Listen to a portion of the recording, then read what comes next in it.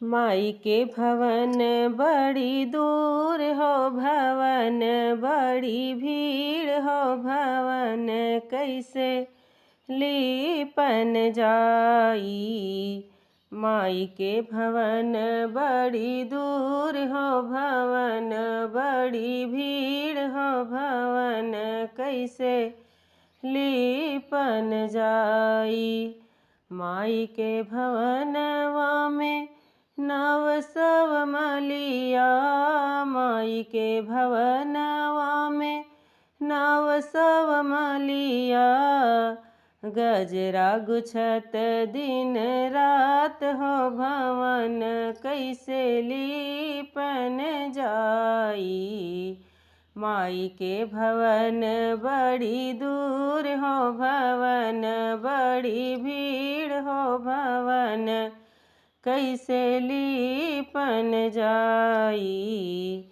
माई के मंदिरवा में नव सव महरा माई के मंदिरवा में नव सव महरा घड़िला भरत दिन रात हो घड़िला भरत दिन रात हो भवन कैसे लीपन जाई।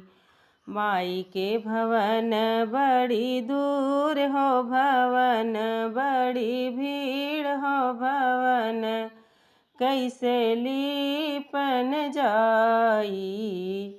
माई के मंदिरवा में नव सव बज जा माई के मंदिरवा में नव सव बज जा चुनरी लगाए दिन रात हो गोटा लगावे दिन रात हो गोटा लगावे दिन रात हो भवन कैसे लीपन जाई।